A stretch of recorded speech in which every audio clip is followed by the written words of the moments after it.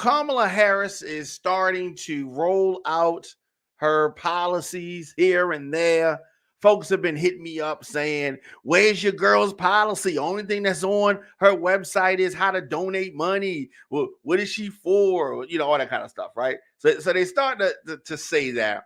And of course, she has been running for president for what, 2 weeks now? Not a lot of time. Not a lot of time at all. So she is, in many instances, trying to distance herself from Joe Biden on a lot of things. And then, definitely here and there, she's kind of, standing with him on different things. She's got to make her own way. She's got to make her own way. So she has been slowly rolling out her policy. And it seems like the first campaign policy, if elected, is going to be no taxes on tips, service, hospitality workers, all that kind of good stuff. The hospitality unions have endorsed Harris over Trump, who has promised the same thing. Difference is she would actually do it. Donald Trump is full of it. He's talking. He is panicking right now. He is flailing. He is under pressure right now. So Harris has begun to roll out this policy. And she has been outmaneuvering former President Trump. She's also trying to get ahead of things, address some of her old vulnerabilities. This seems like a whole different candidate than she did in 2019. This seems like a whole new person. And she is doing her thing. Now, if she gets elected in November, the vice president is going to continue to expand this portfolio. Vice presidents very rarely even have a portfolio. But this is 4 years into Biden's presidency. She has been very cautious, Kamala Harris has, very slow to approach the unveiling of her vision, her policy, and establish her own thing. Now, folks have been saying, and you hear folks saying, "Oh, the vice president, it doesn't matter. People are not voting for the vice president pick." And this is a different time. Maybe in the past that was the case. Maybe in the past it didn't matter who the vice president was. Those times are over. Those times are over. Never before have we had a woman, a woman of color, get as far as she has in this race. So to say that it doesn't matter who she picks as the vice president is silly. It is delusional. It matters a lot because she needs to have a ticket that has broad appeal. So it does matter who she selects. So it may have not mattered as much in the past when there was one old white guy and who may have picked another old white guy. That doesn't, that it may not matter in that instance, but this is not where we are. If Hillary Clinton had picked a better candidate, maybe she could have won. It's possible. It's possible she could have won. So the vice presidency is very important, and it has taken on a level of importance that it has not had in the past.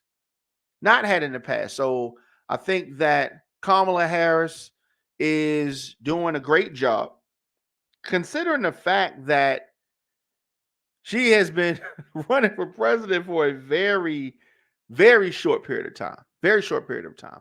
And I think that it is good that she has been kind of flying under the radar for 4 years because Republicans did not have the opportunity to define her. Hillary Clinton, they've been defining who Hillary Clinton is, Republicans, since 1992. So you had years and years of them dumping on Hillary's name. And then when she runs for president those 2 times, it is, an uphill battle for her in a lot of instances. So Kamala says that in this election, we each face a question. What kind of country do we want to live in? The beauty of our democracy is that we have the power to answer with our vote and with our voice. Make sure that your voice is heard. Vote. So there's a website, iwillvote.com. iwillvote.com. So Hillary is trying to remind folks, I told you so about Trump. And we're starting to see a lot of the things that people have been saying over the years. We're starting to see a lot of it. Trump is glitching. Trump is very uncomfortable. He wishes that he picked somebody else. He should have picked Nikki Haley. That's who he should have picked for his vice presidential pick. But he's not trying to really win, is he? Or maybe he thinks he knows. He always says that he knows better than everybody else. He knows better than the generals. He knows better than the doctors. He knows better than the political folks. Well, clearly you did not, because J.D. Vance was the wrong pick. So Tim Walz, Kamala Harris are shoring up labor support. They are trying to establish that connection with the working class, the middle class. They were part of the middle class. Minnesota Governor Tim Walz addressed union members in Los Angeles today in his first solo campaign stop. Now, the appearance by VP Kamala Harris, her running mate, at a convention of American Federation of State, County, and Municipal Employees is part of this effort of the Democratic ticket to get that support from organized labor. Now, while they're trying to get that support from organized labor, Donald Trump is also making a play for working class voters.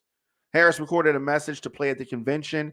Trump and his running mate, shady J.D. Vance, have advertised no public events for today. So they are trying to get that middle class, trying to get that working class, and Trump is flailing. He is glitching. He is buffering. He's doing all of those things.